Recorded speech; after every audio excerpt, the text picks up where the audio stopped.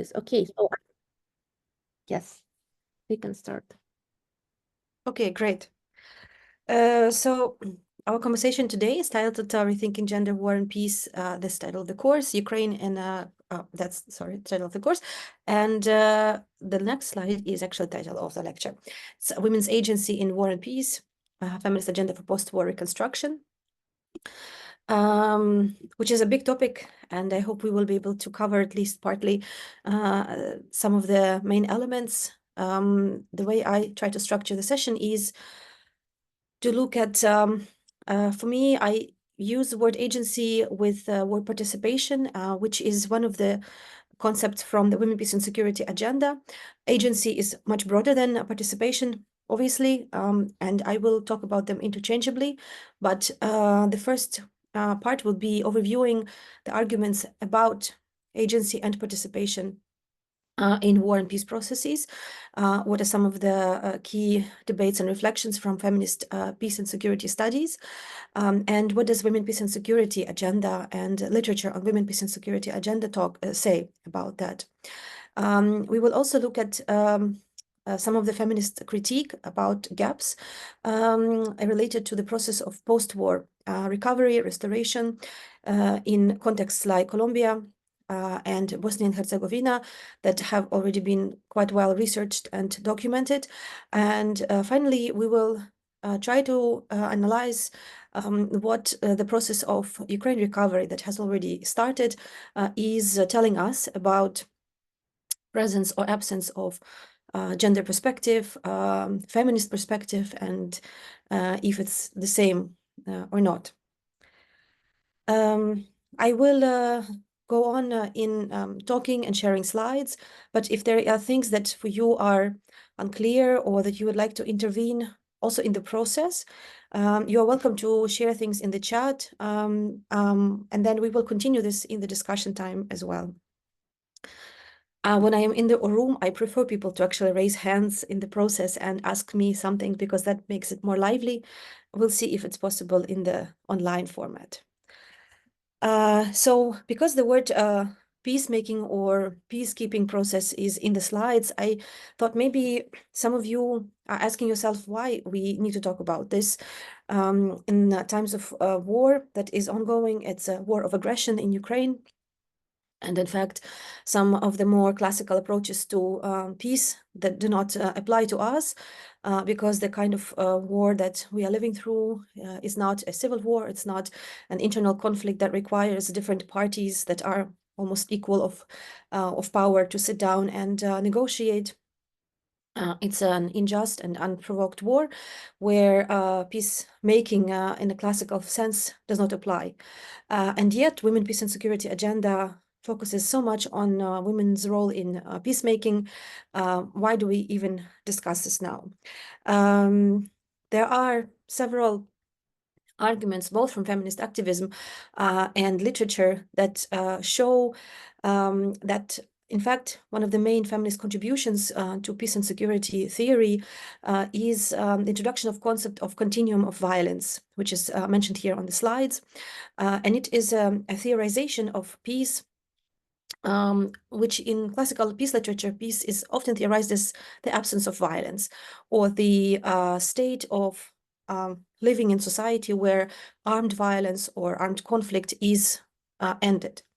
Feminists at the same time talk about the fact that armed violence and violence of war is only one type of violence, even though, of course, it's atrocious and it has increasing and insurmountable damages.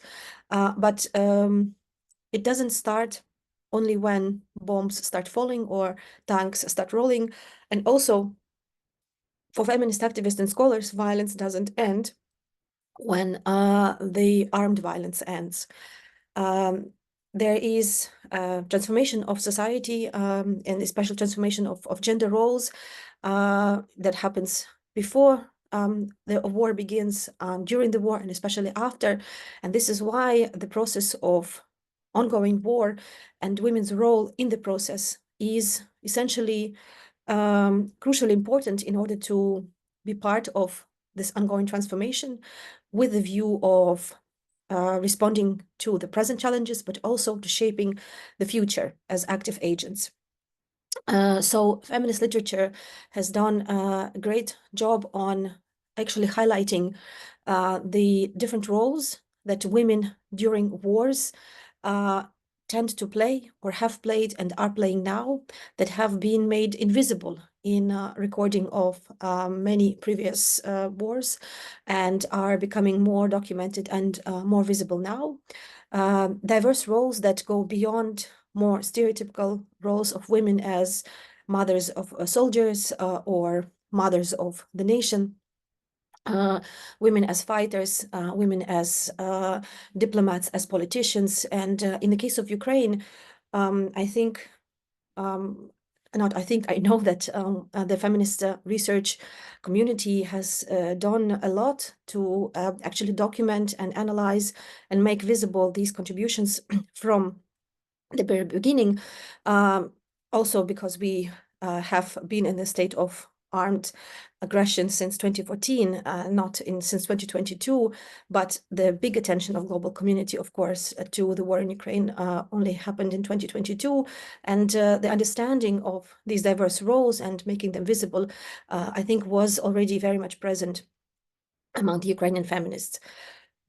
Experiences of other wars and feminist literature also talk about risks of backsliding for gender equality, women's rights, and overall welfare of societies after the war is over. This not only relates to potential risks of solidifying a patriarchal order or hierarchy of society, which is necessary during war, but can also be extended in the post-war period as a justification of the needs for security, of the needs for preventing further wars, but making it a parallel process to solidification of power, and that comes along with more conservative roles of men and women, more conservative policies around gender equality. It often is coupled with backsliding around reproductive rights, advocated by the need to reproduce the nation, and so on. And a lot of feminist literature that underlines these challenges is literature on feminism and militarization, feminism and nationalism, and its least emancipatory expression. And again, for feminist scholars and activists working on the ground, knowing this and understanding this, active participation during war times is seen as a contribution in participating in peace, so that the society that emerges after the war is in fact the society that has preserved and maybe potentially even advanced its democratic standards. This is definitely the aspiration of Ukrainian feminist community. I already mentioned this binary of positive negative peace, which is quite common in very well known in peace and conflict studies. This is a framework proposed by Johann Galtung, classical theorist of peace studies, who sadly passed away only a couple of days ago at the age of 93. And probably those of you who have had any informal or formal education in peace studies have been familiarized with this theory. Just very briefly, Galton was the first one who actually challenged systematically and conceptually the idea that peace comes when bombs stop falling from the sky, which is, of course, one definition of having peace and having more security, but this is what he calls a negative peace, is the absence of violence or armed violence or direct violence, and sometimes this is the minimum, or this is all that a particular country can achieve in a given situation. At the same time, positive peace is what he described as the state of society that allows the full flourishing of human potential, which is basically a way to describe a society where inequality is minimized, where different people have access to resources, when discrimination, marginalization is also minimized, and people can develop themselves as members of society without being subjected to structural violence or cultural violence. And the feminist theorists and feminist academics actually take this theorization further, and this is when they propose the idea of a continuum of violence. This one is more connected to understanding, first of all, different forms of violence that women are exposed to on a daily basis in societies that are not in war, but can be unequal, can be patriarchal, and underscoring these different forms of violence. And in societies that prepare themselves for war or that are at war, these types of violence often exemplify and grow. Unfortunately, we are seeing already reports by feminist and women's rights organizations in Ukraine indicating the growth of gender-based violence within Ukraine as a result of ongoing war and PTSD and lack of access to services for violence prevention. These are the kinds of types of violence that feminists point out to say that for women and queer subjects and for otherwise marginalized groups, the violence perhaps doesn't begin with war, and it also doesn't end with war. And again, being active participants in societal processes, being advocates of a feminist approach to war response and to peace is a way to prevent that continuum of violence from continuing. Finally, in the context of Ukraine, peace also means justice, and economic and democratic development, and inclusive society after the war, because of how we see this type of war and how we see the end to this war, not only by stopping violence, but also by transforming the reasons that this violence came to be, and seeking justice from the aggressor. And this has been one of the major contributions by feminist activists and researchers over the last 2 years in the realm of knowledge production. In fact, it's reconceptualization of how we see peace, how we see feminist peace. And here I very modestly decided to include a reference to a piece that I co-authored with Mila Shevtsova, and it's part of a brilliant anthology of texts, which I'm sure you have also heard of and been referred to. It came out early this year, a feminist response to Russia's war in Ukraine, edited by Marina Shevtsova. And in this text, Mila and myself conceptualize perspective of decolonial feminist peace in Ukraine among several axes, proposing peace as plural, because decoloniality implies plurality of subjects, and also focus on epistemic resistance and how Ukrainian feminists actually took up the word resistance and basically replaced the word peace by saying we have resisted different forms of violence before this war. We have the right to resist this war, and we will continue to resist these forms of violence after the war is over. And this is a quote from the article that references the Right to Resist manifesto, which was co-authored by a collective of feminist activists and academics and signed by many as well in middle of 2022. Trying to move on quite speedily.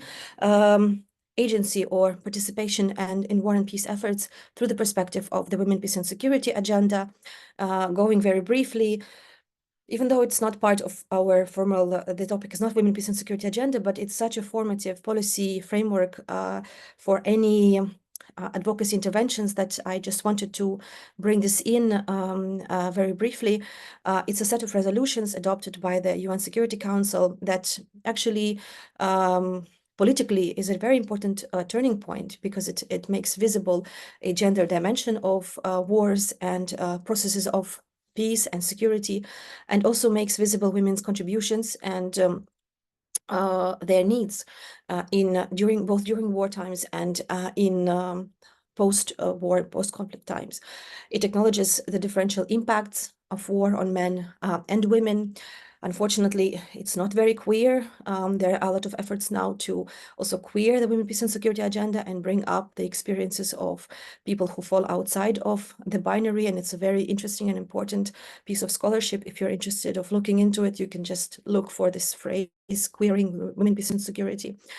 And one of the key pillars of the women, peace, and security agenda is, in fact, the pillar of participation, which recognizes that women are active participants of all the processes during the war times, and also need to be included as equals in shaping and implementing any policies, decisions, and actions related to the post-war realities in Ukraine, in any country, but we are talking about Ukraine. Some of the weaknesses that, again, have been outlined by the feminist scholarship on peace and security, women, peace and security, is that despite acknowledging and understanding differentiated impacts of war on women, there still is an overly focus on sexual violence as the main impact, and quite a big number of resolutions actually focus on this particular violence against women, sort of highlighting it more than others, and as feminist activists and scholars outline, obscuring other forms of violence, and sometimes even fetishizing sexual violence to the point of the way it is represented and studied, even though it is a very important issue, and it's being very actively addressed in Ukraine right now as well, on legislative and discursive level. But other forms of violence also persist and need to be named and addressed. Unfortunately, women, peace, and security agenda often does position women as those that need protection, that need to be supported, because when we look at vulnerabilities and study women's vulnerabilities, the discourse and the understanding of women as a group may actually focus precisely on that.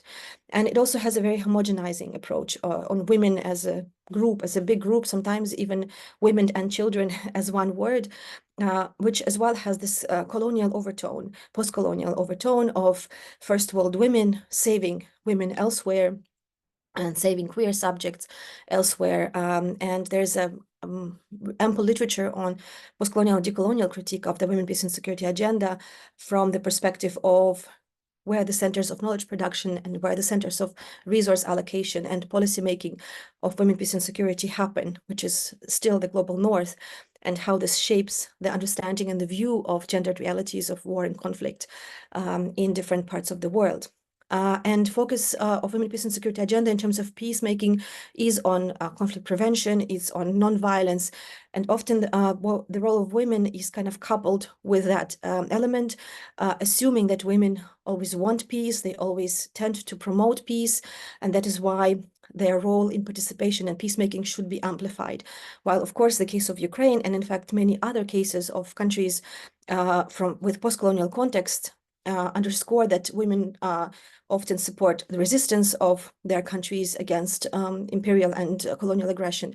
Women can be fighters, and they can be political leaders, and often peace is conceptualized very differently as liberation, as resistance, as freedom by women outside of the global north. And again, this is part of the post-colonial critique of the WPS agenda.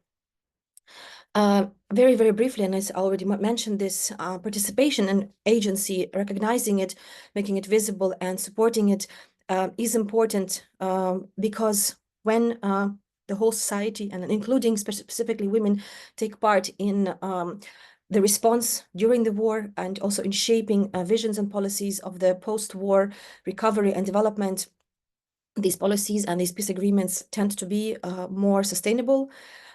They include, in some cases, very explicit gendered provisions. They include, or are more likely to include, an intersectional approach to understanding and analyzing vulnerabilities.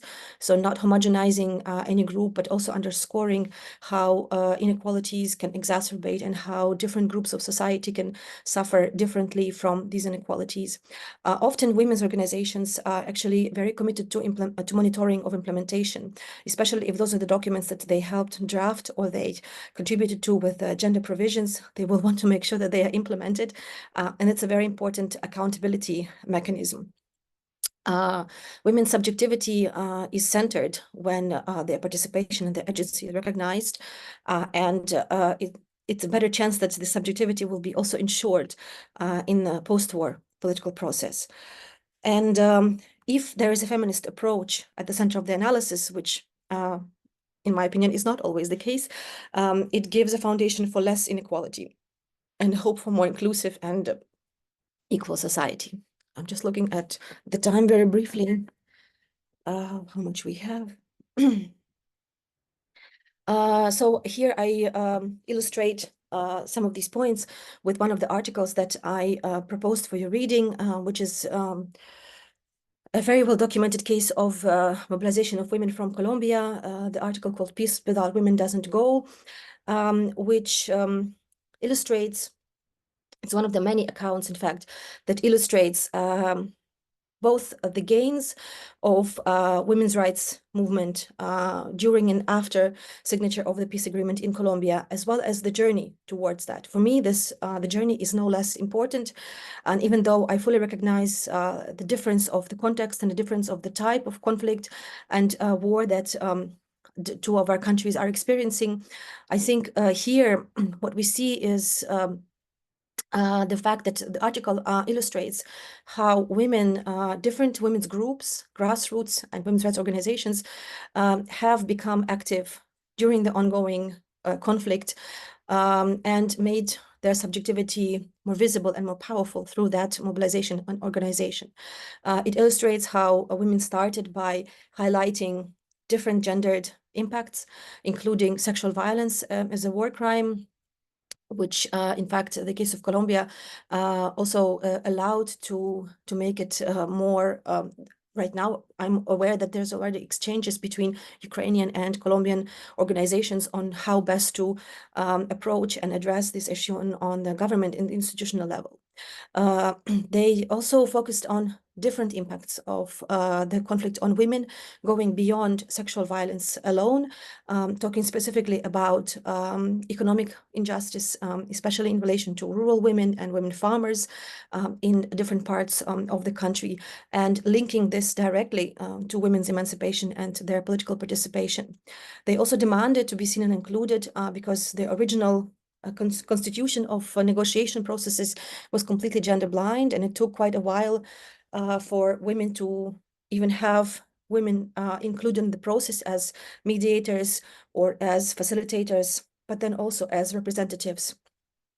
They formed women's network that included over 40 organizations.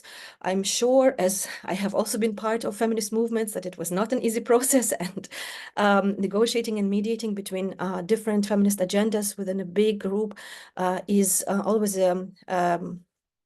difficult process. And that's why for me this participation and this highlighting this agency is never just about the result, but about the movement building process that happens in between and that continues to happen after a certain result is reached.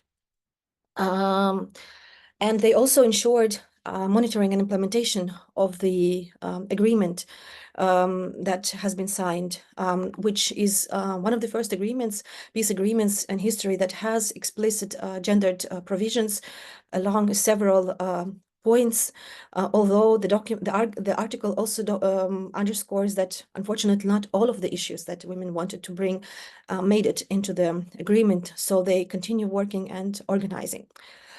I also just want to add personally that the reason I wanted to share with you this case is, for me, it was really moving to be able to meet last year in New York during the week on women, peace and security, to meet a group of women that are actually in this article. There is a film that came out with support of UN Women, and it is called When the Waters Flow as One. I will share with you the trailer to the film. I don't know if the film itself is openly available. maybe it is, I will also look it up, but it's actually a documentary film that talks about the women behind this process and their different stories, their different identities, their organizing processes, and it's a different way of documenting kind of this journey. And after the film, I had a chance to talk and meet some of these women and actually ask them some of the real questions, you know, about what was it like for you to organize, and yeah, it was not as pretty, of course, as the articles or the films show it, but that's what makes it real, and it's what also inspires, I think, activists and policymakers and scholars in other contexts to keep working. And I think this quote also from the article illustrates how Colombian women were focusing on this continuum of intersectional violence. They have insisted that sexual violence is only one of the features of armed conflict that affects women, and they were exploring the effects of hyper attention to sexual violence. For them, the primary focus on women as victims of sexual violence obscures other possible forms of victimhood and ways of involvement in armed confrontations. This talks about scholarship, but I think it's very embedded also in the types of messages that were also coming from the movement itself. They talked about women making up the majority of internally displaced women. And what is important for me, and we will see it now in the second part of the lecture, is the women played, the roles that women played in society, and also their socioeconomic vulnerabilities that became a lot more apparent once a local perspective on women's realities of war was employed. The second article I included in the reading is a text by Elena Stavrevska, who is a Bosnian scholar who theorizes and actually looks at context of former Yugoslavia and Colombia, and writes a lot about the economies of peace and political economy of post-conflict society from a feminist perspective. She's an editor of a book called Economies of Peace, which explores these issues in more depth. But I wanted to bring this in because in my experience, also being part of the recovery conferences and advocacy, the aspect of political economy is omitted almost always from the feminist agenda, either because it's not seen as pertaining to feminist issues or as it's perhaps depoliticized for other reasons. But at least in my experience, the spaces where big political issues are discussed are often not including women, or especially feminist activists or feminist researchers. I hope this will be changing. The conversations on women's economic empowerment, they do happen in Ukraine, but from actually the kind of perspective that is in fact problematized in Elena's article. She talks about the specifically the post-war, which is also important. The post-war period is, of course, very different from the war times, but they overlap, and oftentimes the types of programs and developmental models that are implemented in post-war are already, the foundation for them is laid during war times. And in this article, she talks about the program of microfinancing for women that is seen as globally this go-to model of women's agency and women's economic empowerment. We are also seeing this in Ukraine right now, that we understand that women need to be economically empowered, and somehow entrepreneurship of women is seen as the go-to answer to this problem in a very simplified way, of course. This reminds me of phrases that I heard from the internally displaced women that I was working with since 2014 until 2020, who told me, you know, every IDP woman has a sewing machine under her bed, no matter whether she uses it or not, but she was given it at some point by international agency or IOM or some other organization, because there was an assumption that women need to be economically independent and they should all become sewers. This was the way to go. Of course, so many factors were not taken into account, like the markets and the need for all of this, and in fact, all of the other work that is involved in actually making a business. In this article, she looks at the everyday experiences of women in Bosnia who were recipients of microfinance programs, and how these programs impacted them, and what was the motivation behind receiving microfinance loans for these women, where in fact she problematizes this assumption that it's a model that empowers a woman to be agentic both in private and public life. And she illustrates that a lot of women actually use microfinancing as a way to cope with vulnerability and to cover basic needs of their families. So for them, their identity as business women or as entrepreneurs was not central. It was the need to cover basic household needs, sometimes together with their husband. So their role as mother and as a wife was still primary. And microfinance was just one of the ways to temporarily secure this employment or this insecurity. She also illustrates how, in fact, in the long term, this model of entrepreneurship can create vulnerability even more because it causes over-indebtedness and the kind of relying on resources for loans and support that is not sustainable for women or for the household. She also puts it in the context of the weakening welfare state, which is quite similar to our context, where women were less and less able to rely on social services for care and reproductive labor that had been available through the state, but had become privatized also as part of this liberal recovery and post-war reconstruction model. And that made microfinance just a safety net for women rather than starting a boost for their economic agency or a springboard. Women continue to face a double burden as wives, as caretakers, and now as business women as well, and they were expected to be successful everywhere. And as well, we see already this in Ukraine. We have seen this since 2014, this highlight of success stories of women entrepreneurs, which tend to create an illusion that this is the norm or this is the standard to aspire to, and they obscure many stories of women who have not managed to become entrepreneurs and business women over 2 or 3 years of being displaced and losing their home and having to start anew in new environments. And it creates this narrative of women can do it all. And last but not least, which I find also quite important from the perspective of feminist solidarity and the idea of sisterhood and togetherness, is that a business model creates this kind of atomized agency. So the woman as a business woman, as an entrepreneur, is a single individual, and there is a logic of competition embedded in businesses, which we can argue is part of the the logic of the market.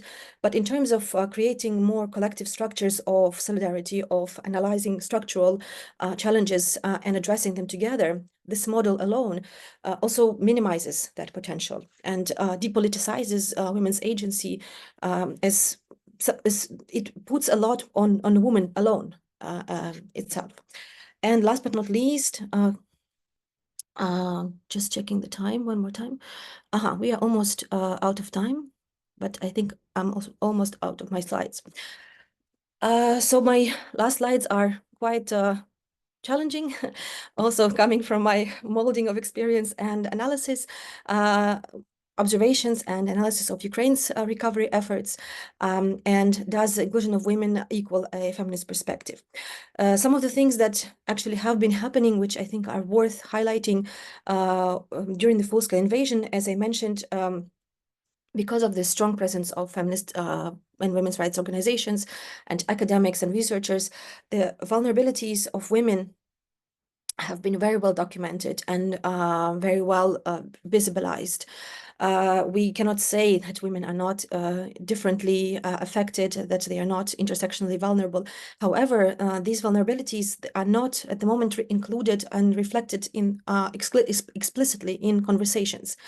Apart from the narrative of all the women who left and who we need to return, which is also a very homogeneous group and isn't quite seen in its differential needs oftentimes.